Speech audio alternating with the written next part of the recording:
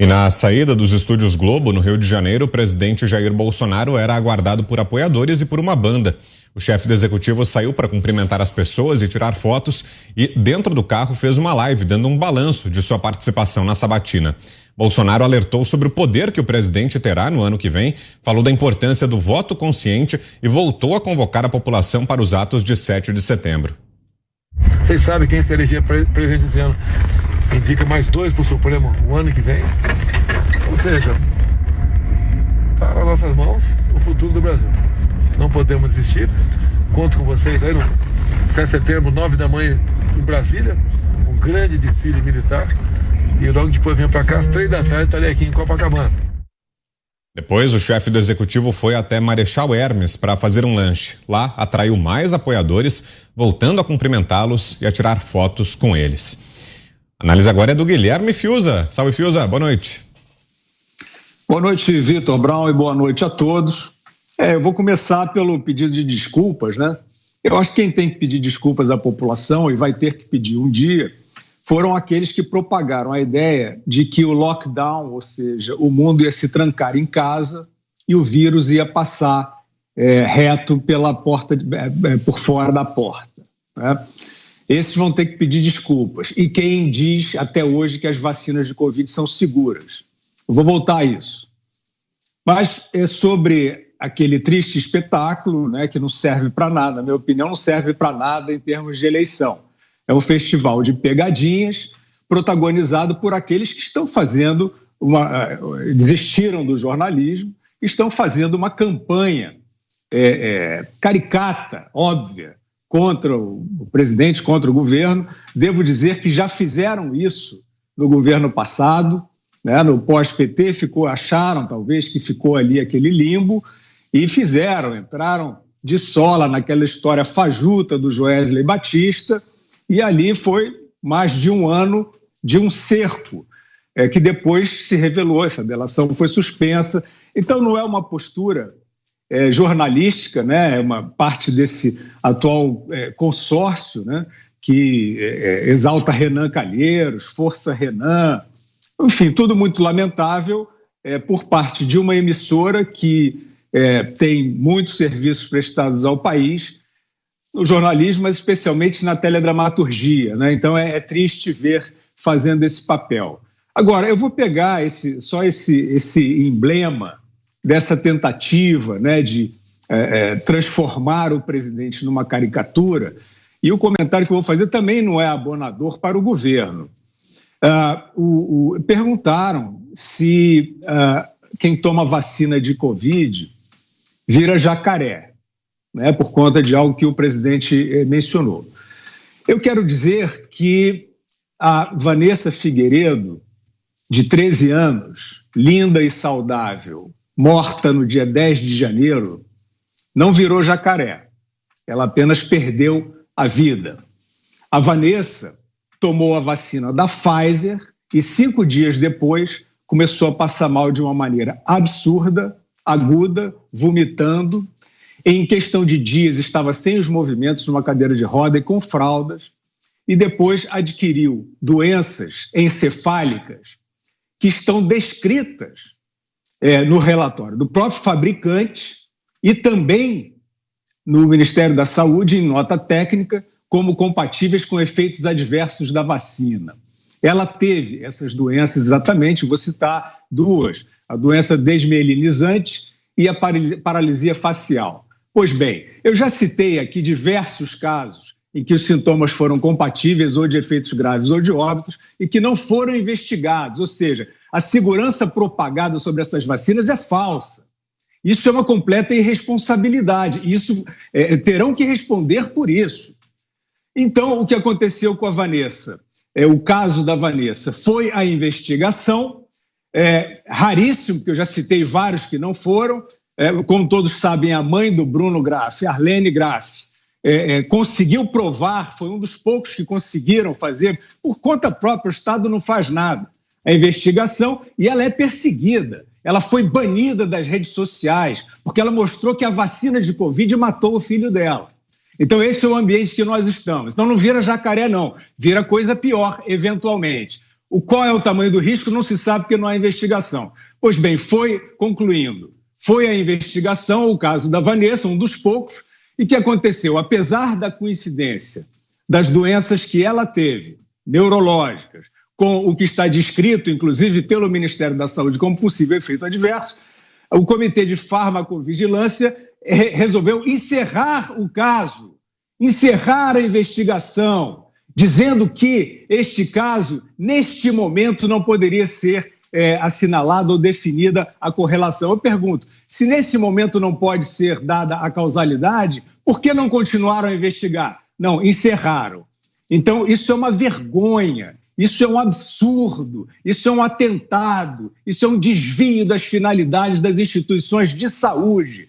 E eu estou me fixando nesse ponto, porque, evidentemente, é o mais importante do mundo nesse momento. Há um arrastão de hipocrisia, demagogia e irresponsabilidade. E é claro que isso, e eu citei órgãos do governo, então isso não é um juízo favorável ao presidente, nem assim. E estou dizendo que isso está sem investigação e os propagadores desses falsos valores haverão de pagar. Isso não é uma questão minha, não. Isso aí não vai ficar debaixo do tapete para sempre. Os responsáveis por isso vão pagar.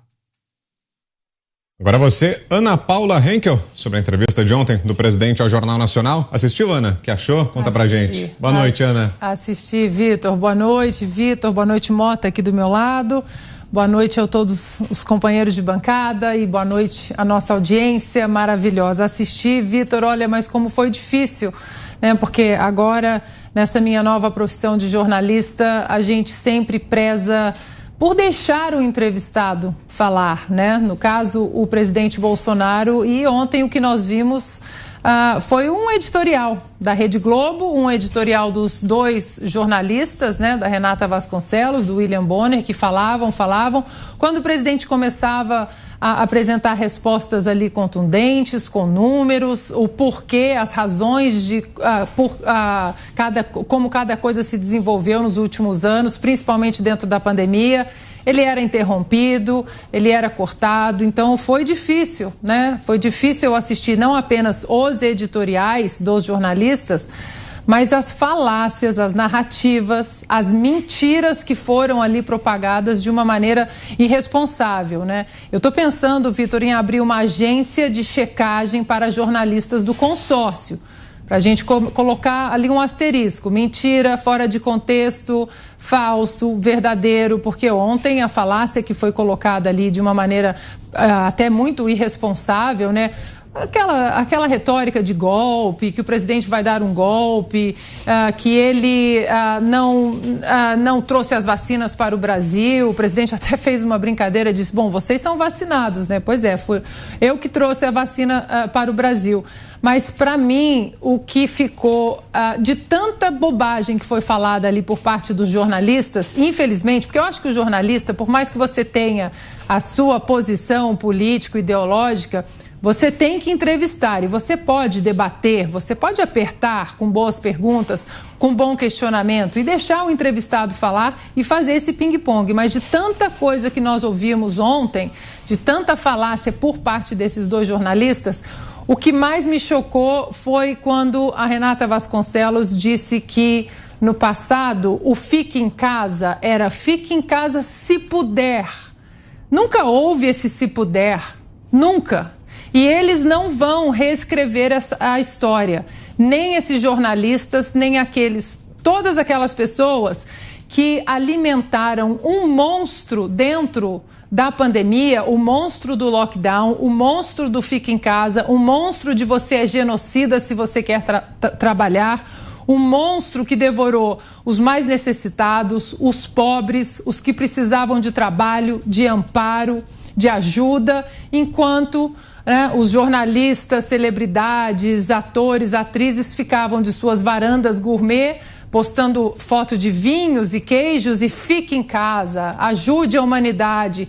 Enquanto muita gente que trabalha de manhã para sustentar a sua família, para pagar o jantar da noite, esse não podia trabalhar.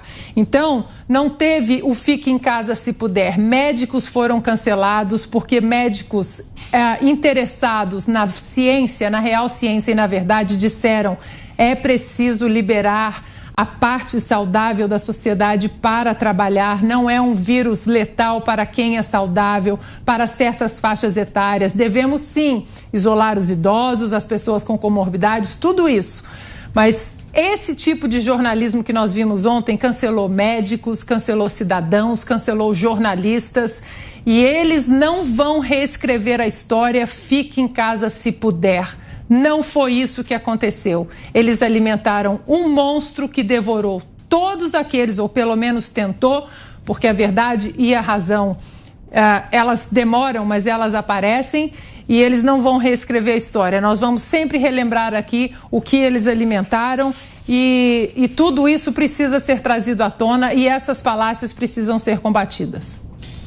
Agora, Mota, para a candidatura do presidente Bolsonaro, você acha que foi positiva como um todo essa participação? Ontem até o Zé falou algo muito interessante aqui, que essa entrevista acaba sendo a maior exposição, a maior plateia a qual os presidenciáveis vão estar expostos, né, até o final da campanha, né? Pega uma audiência de massa, como a gente registrou também, a ida do presidente garantiu um recorde de audiência ao Jornal Nacional. Será que para ele, para a candidatura de Bolsonaro, foi benéfica essa exposição? E já foi um esquenta, uma largada para a campanha eleitoral, né? Muita gente que talvez ainda não estivesse pensando em quem votar, não estivesse no clima das eleições, agora, a partir dessa entrevista, pode ter sido imerso nesse ambiente também, né, Mota? Eu acredito que sim, Bruno. Eu acho que foi uma oportunidade de um valor muito alto para que o eleitor se informe melhor sobre o que está em jogo nessas eleições, né? Tem gente que chama atenção para o fato de que não se trata apenas da escolha de um ocupante de um cargo. Se trata quase da escolha de um destino para o país, né? A escolha entre você ser livre para decidir a sua vida, ser livre para ter uma opinião, ou você viver uma vida tutelada, uma vida vigiada, sujeita à aprovação de certas pessoas cujos valores, cuja visão de vida não tem nada a ver com a sua. E vários dos acontecimentos dos últimos dias têm a ver com isso. A proibição de falar sobre determinados assuntos, isso remete às coisas que o Fiuza acabou de comentar. Hoje, no Brasil, a mera menção de certos assuntos pode levar você a ser classificado de antidemocrático, ou coisa pior. E as consequências podem ser gravíssimas.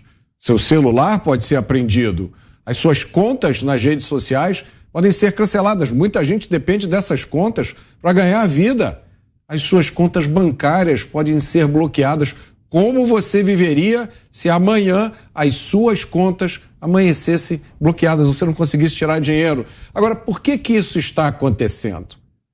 Porque pela primeira vez o cidadão comum ganhou voz nesse país, através da combinação da internet, das redes sociais. Hoje em dia, todo mundo pode falar. Nós aqui, você que está assistindo a gente, o motorista de Uber, a tia do Zap, todo mundo ganhou voz. E o presidente Jair Bolsonaro, ele ao mesmo tempo se beneficiou desse fenômeno e contribuiu para ele.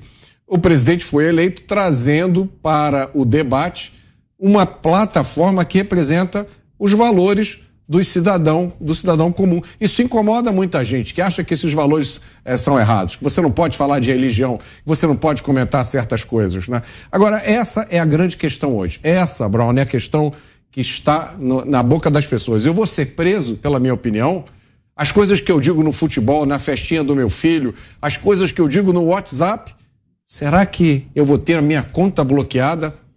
Na minha opinião, o brasileiro não quer mais ser tutelado. Na minha opinião, esse tempo de censura, de medo, acabou. Agora, Zé, queria voltar com você, até para você trazer para a gente uma análise de como foi vista essa entrevista aí em Brasília. Será que pode funcionar até como um estímulo para que o presidente Bolsonaro vá aos debates e para os adversários dele um recado de como vai ser esse enfrentamento com o presidente? Afinal de contas, foi uma entrevista, né? Em relação aos debates, ainda tem dúvida se vão acontecer ou não aqueles enfrentamentos diretos entre os candidatos. Será que pode ser um empurrão, um incentivo para que o presidente esteja nos debates e um alerta para os adversários sobre o que eles terão pela frente também, Zé? Olha, Vitor, pelo que eu senti nas conversas aqui é de que o presidente tem que continuar aproveitando todas as possibilidades de comunicar, porque ele vem sofrendo um cerco muito intenso. Notícias boas do governo são escondidas. Algumas são desfeitas e outras pegam as partes negativas e dão com as adversativas. Mas, porém, né, todavia, que ele despiorar, e enfim. Então, a ideia é que o presidente mostre realmente o que ele fez no governo. Todos os ministros e secretários nacionais mandaram à área de comunicação do governo todas as realizações, como encontraram, como entregaram. Isso servirá de base para o presidente falar do que fez e também de futuros programas de governo, né? Mas a ideia é esta, talvez de participar também dos debates. O que o presidente tem ali ainda uma pouca resistência é porque uma participação de debate com todos os candidatos, menos o Lula, ele vai sofrer, né? Será o alvo de todos os ataques dos adversários. E aí seria uma desvantagem muito grande e ele não teria nem tempo para se defender. Mas as entrevistas continuarão. Ele vai falar, inclusive, aqui na Jovem Pan, em pelo menos 2 oportunidades, né? E em outras televisões. Então, a ideia é essa. Há um treinamento, uma indicação, uma fala com o presidente, mas o Bolsonaro é o Bolsonaro, né? Ele fala segundo o que ele está pensando e segundo o seu próprio instinto, e tem funcionado, né? Ele se controlou muito, viu? Porque ele foi muito provocado na entrevista e ocupou pouco tempo, né? A entrevista era dele, mas o entrevistador fala mais do que o entrevistado, mas a ideia é que ele continue falando. Para você, Schelp, como é que essa entrevista de ontem mexe com os rumos da campanha daqui para frente? Temos um minutinho, Schelp. Olha, Vitor, eu acho que depois da sabatina de ontem, o presidente Jair Bolsonaro pode ficar tranquilo, participar de debates, o que for.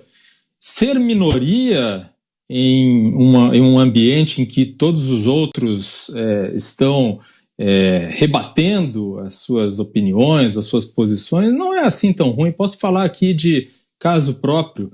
É uma posição que pode causar certo desconforto, mas se ele tem a possibilidade de falar, né, e tem a possibilidade equânime, né, de ter o tempo equivalente para retrucar, para fazer apontamentos ali que ele achar necessário, eu acho que é absolutamente viável para ele do ponto de vista da campanha, porque nessa sabatina ele estava numa posição bem mais desconfortável, né? Ele tem ali interrupções frequentes, quando ele fala algo que, por exemplo, é visto como uma inverdade, ele é interrompido e desmentido imediatamente. Num debate, geralmente o tempo é dividido de maneira igual. Então, se um candidato é mencionado, existem regras para que ele possa dar a resposta em seguida. Então, eu acho que é um contexto bem melhor, bem menos